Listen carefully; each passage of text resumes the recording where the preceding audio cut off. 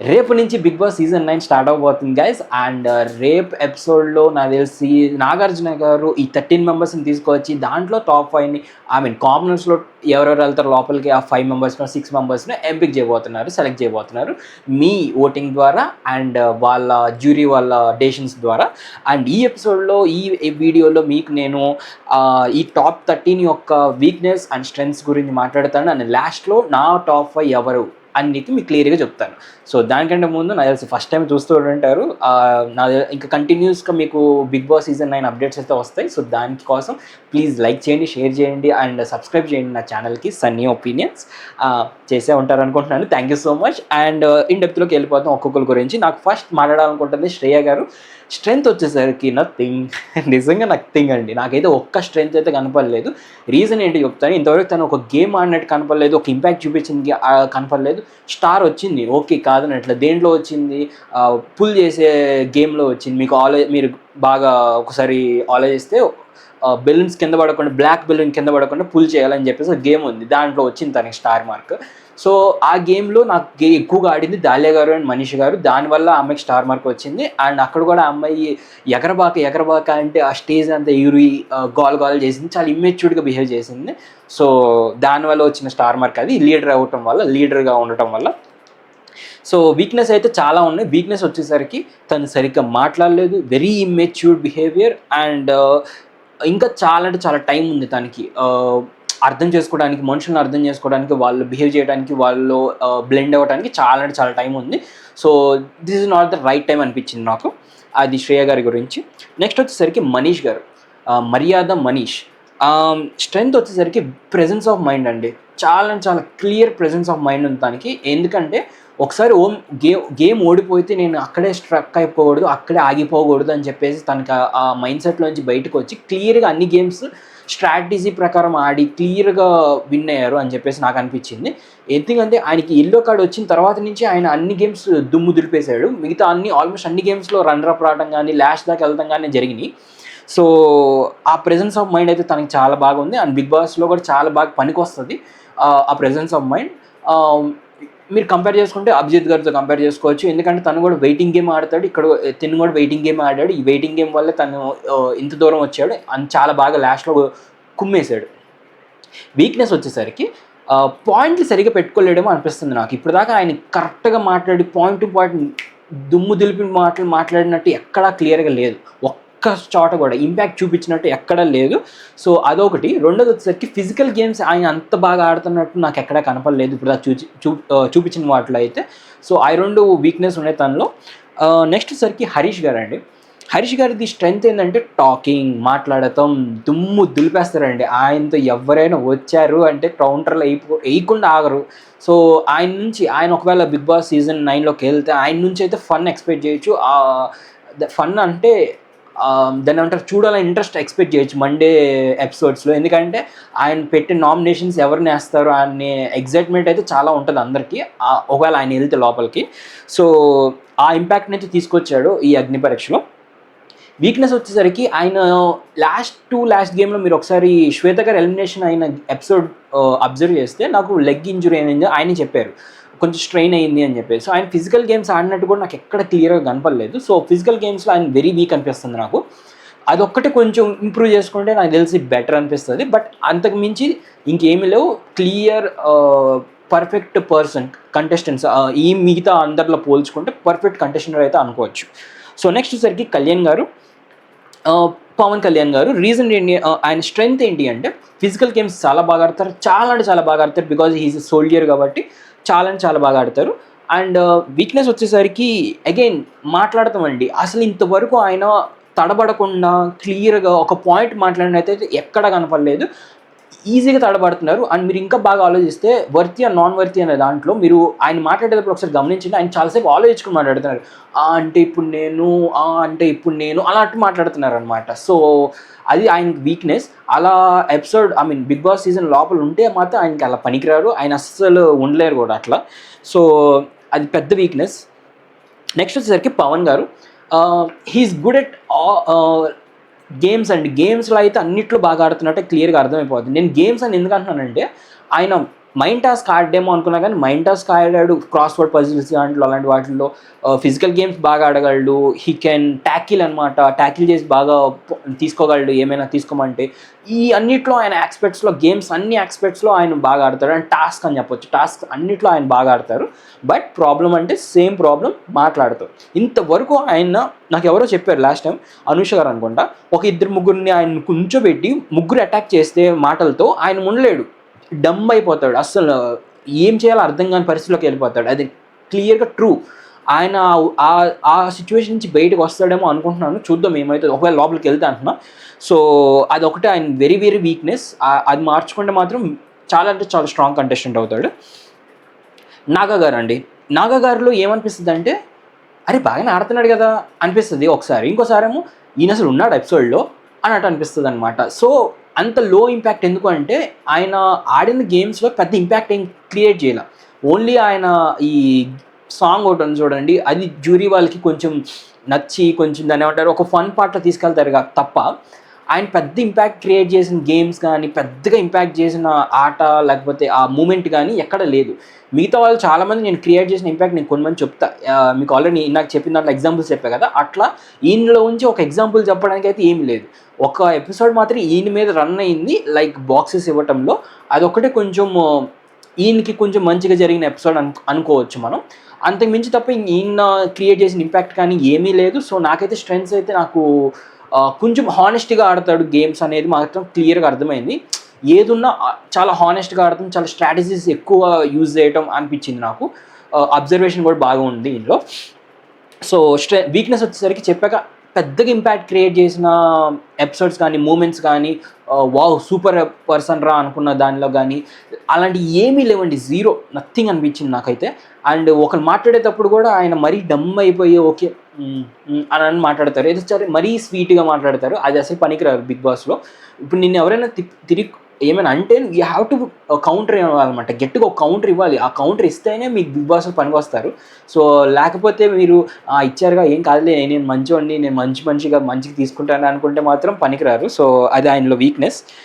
Next వచ్చేసరికి శ్రీజ, నేను elevation ఇవ్వటం కాదు కానీ ఇప్పుడు ఉన్న వాళ్ళందరిలో గేమ్స్ అన్నిట్లో తోపు ఇవ్వటం, గట్టిగా పాయింట్లు మాట్లాడటం, దాన్ని ఏమంటారు ప్రెజెన్స్ ఆఫ్ మైండ్ ఉండటం, ఎక్కడ ఏ స్ట్రాటజీ ప్లే చేస్తే ఏదవుతుందో అని అనుకోవటం, ఇవన్నీ తెలిసిన అమ్మాయి అయితే శ్రీజ ఒక్కళ్ళే. వీళ్ళందరిలో ఒక్కళ్ళే, మళ్ళీ కూడా ఇంకెవ్వరూ కాదు, ఒక్కళ్ళే, ఇంకెవ్వరూ లేరు. వీక్నెస్ కూడా నేను చాలా చెప్తాను. ఒక వీక్నెస్ ఏంటంటే అతిగా మాట్లాడుతుంది. ఆ అతి మాటలు తగ్గించుకుంటే చాలా అంటే చాలా బెస్ట్ ఆ అమ్మాయికి. రెండోది వచ్చేసరికి ఓవర్ కాన్ఫిడెన్స్ నింపేస్తున్నారు అందరూ వచ్చేసి, లైక్ ఇప్పుడు నేను నింపాను చూడండి ఆ అమ్మాయి తోపు తురుము అని చెప్పేసి. అవన్నీ ఆ అమ్మాయి వినిన తర్వాత ఏమవుతుందంటే, ఒక చెట్టు ఎక్కేస్తుంది, దాన్ని ఏమంటారు మునగ చెట్టు ఎక్కేస్తుంది అనమాట. ఎక్కేసిన తర్వాత తన గేమ్స్ ఏం ఆడట్లా, డల్ అయిపోవటం, లూజ్ అయిపోతాం, మనం విన్ అవ్వకపోయినా మనం వెళ్ళిపోతున్న లోపలికి అన్నట్టు ఆ యాటిట్యూడ్ చూపించడం అది ఉంటుంది తనలో. అది తగ్గించుకుంటే చాలా మంచిది. నాకెందుకు అది కొంచెం ఎక్కువైంది లాస్ట్ కొన్ని ఎపిసోడ్స్లో అనిపించింది. తను ఆల్రెడీ వెళ్ళిపోతున్న ఫిక్స్ అయిపోయారు అందరూ, అందుకని అలా ఆడిననిపించింది నాకు. సో అదొకటి కొంచెం నాకు దాని ఏమంటారు అమ్మాయి తగ్గించుకుంటే, అలా తగ్గి అణిగిమణిగి ఉండి ఆడితే మాత్రం తోపు ఆడుతుంది ఆ అమ్మాయి. So very much waiting for Sreeja గారు to see in Bigg Boss season. ఖచ్చితంగా కన్ఫర్మ్ కంటెస్టెంట్ అందరికీ తెలిసిందే. So I'm very much like చాలా ఎగ్జైటెడ్గా ఉన్నా చూడటానికి. నెక్స్ట్ వచ్చేసరికి ప్రియా గారు హైలైట్ ఏంటంటే, తను ఇంతవరకు ఏ గేమ్ అంత క్లియర్గా అంత గ్రేట్గా ఆడకపోయినా బట్ మూమెంట్స్ క్రియేట్ చేసుకున్నారు, చాలా అంటే చాలా మూమెంట్స్ క్రియేట్ చేసుకున్నారు. ఆ మూమెంట్స్ వల్లే తనకు ఓట్స్ పడుతున్నాయి. స్టార్టింగ్లో తను మాట్లాడే మాటలు కానీ, తను చేసిన గేమ్స్ కానీ, తను ఆడిన ఆటలు కానీ, ప్రతిదీ ఒక మైండ్ బ్లోయింగ్ మూమెంట్ క్రియేట్ చేసినాయి అనమాట బయట. సో దానివల్ల తనకి బాగా అంటే బాగా ఓట్లు పడుతున్నాయి. అండ్ తను కూడా వెళ్ళే ఛాన్సెస్ వెరీ వెరీ హై అనమాట. సో వీక్నెస్ వచ్చేసరికి she not very good at physical games అండి. ఫిజికల్ గేమ్స్ తను ఇంతవరకు పాడింది, పరిగెత్తుకొని ఫాస్ట్గా అది పట్టుకుంది, ఇది చేసింది, బెల్ కొట్టింది అన్నట్టు ఏది ఒక్క గేమ్ కూడా లేదు. అన్నిట్లో ఓడిపోయింది, అన్నిట్లో ఫస్ట్ ఓడిపోయింది. So very very weak in physical games. So ఒకవేళ బిగ్ బాస్ లోపల ఫిజికల్ గేమ్స్ పెడితే మాత్రం తన నుంచి మరీ ఎక్కువ ఎక్స్పెక్టేషన్స్ అయితే ఏం చేసుకోలేం. సో అదొకటి తన వీక్నెస్. నెక్స్ట్ దివ్య గారు అండి, నేను దివ్య గారిది అనుష గారిది ఇద్దరిది కలిపి చెప్పేస్తాను. రీజన్ ఏంటంటే వీళ్ళిద్దరూ ఒకే టైప్ ఆఫ్ మెంటాలిటీ అండి. మేము కొంచెం ఫేమ్ ఉండి వచ్చాం లోపలికి, సో మరీ వల్గర్గా ఏం చేయకూడదు, మరీ గలీజ్గా ఏం చేయకూడదు, ఒక స్టాండర్డ్ మెయింటైన్ చేయాలి అన్నట్టు ఉన్నారు. మొత్తం 15 ఎపిసోడ్స్ అలానే ఉన్నారు.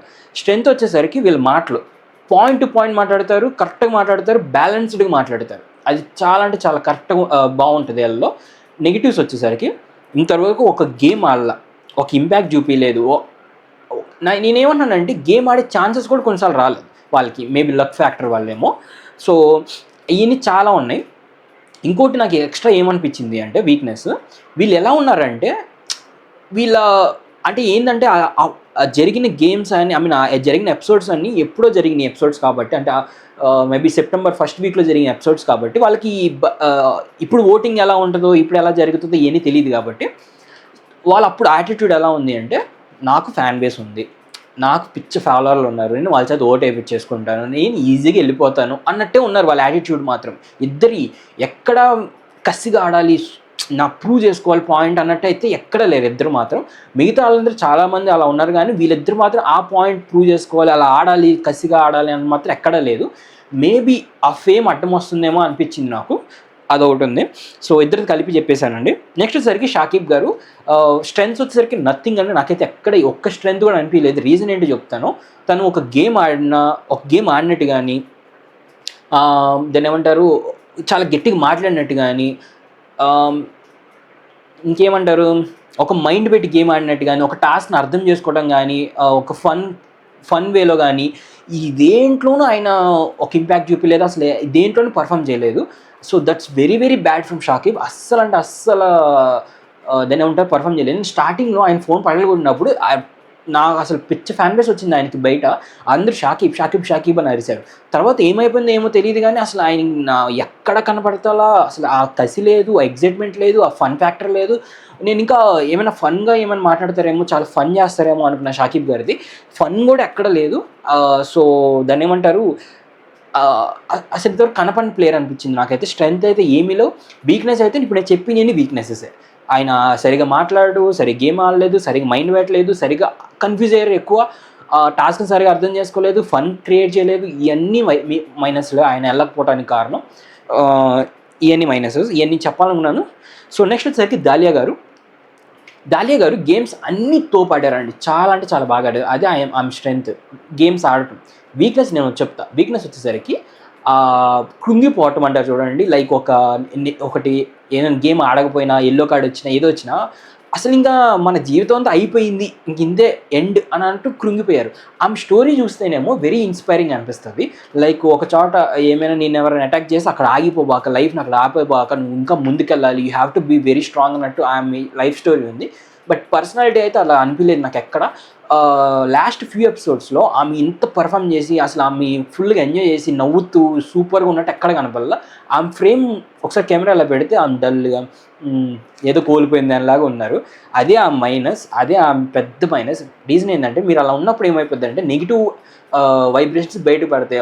ఆడియన్స్ ఎవరికి నచ్చదు ఆ నెగిటివ్ వైబ్రేషన్స్.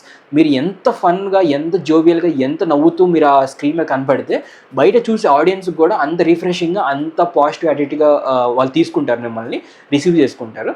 సో అదే మైనస్ పాయింట్ దాలియా గారిలో. లేకపోతే మిగతాదంతా చాలా అంటే చాలా బాగుంటుంది. గేమ్స్ అంతా బాగా ఆడారు. కొంచెం మాటలు కూడా నాకు తెలిసినంత గట్టిగానే మాట్లాడారు, కానీ చూపలేదు అనిపించింది నాకు. ఎందుకంటే కొన్ని పాయింట్స్లో ఆమె గట్టిగా మాట్లాడినట్టు చూపించారు, కానీ తర్వాత కట్ చేస్తే ఆమె వెళ్ళి కూర్చోమని చెప్పేసినట్టు అనిపించింది నాకు. సో పాయింట్లు మాట్లాడటం కానీ, లేకపోతే ఒపీనియన్ చెప్పటం కానీ, గేమ్స్ ఆడటం కానీ, మైండ్ గేమ్స్ ఆడటం కానీ అన్నిట్లో తోపుతాను. వెరీ వెరీ స్ట్రాంగ్ కంటెస్టెంట్ అయ్యే ఛాన్సెస్ దాకా వెళ్ళి కోల్పోతుందేమో అనిపిస్తుంది. సో నెక్స్ట్ వచ్చేసరికి కల్కి గారు అండి. నాకైతే ఒపీనియన్ అయితే ఇంకా క్రియేట్ అవ్వలేదు నా ఉద్దేశం ప్రకారం. నేనైతే ఇంకా వీకే అనుకుంటున్నాను. ఎందుకంటే మాట్లాడటం కానీ, నేను ఇంకా స్టార్టింగ్లో ఉన్నాను, నాకు కొంచెం స్టార్టింగ్ ట్రబుల్లో ఉన్నాయి ఇవన్నీ అనటం కానీ, దాన్ని ఏమంటారు, ఇంకా నేర్చుకుంటున్నా అనడం కానీ, ఇవన్నీ తన మైనస్లు తనే బయటికి చెప్పుకుంటుంది. సో అది వెరీ రాంగ్. అలా అసలు ఎప్పుడు చెప్పుకోకూడదు బయటికి. ఎందుకంటే చూసే వాళ్ళకి, ఇంకా ఆడియన్స్కి ఓటు ఎందుకు వేస్తారు చెప్పండి? ఓటు వేసే వాళ్ళకి ఎలా అంటే నేను ఇది చేయగలను, అది చేయగలను చెప్పుకోవాలి, కానీ నేను అది చేయగలనేమో, బట్ ఇప్పుడు కొంచెం చేయలేకపోతున్నాను, నేర్చుకుంటాను నేను అన్నట్టు మాట్లాడుతున్నారు. సో అది వెరీ వెరీ రాంగ్ అలా చెప్పుకోవడం బయటికి, ఓటింగ్ సిస్టమ్ ఉన్నప్పుడు. సో ఇదండి మొత్తం టాప్ 13 ఒక స్ట్రెంగ్త్ అండ్ మైనసెస్, వీక్నెసెస్. నా ఉద్దేశం ప్రకారమే, అంటే నేను చూసిన ఈ 15 ఎపిసోడ్స్ ప్రకారమే.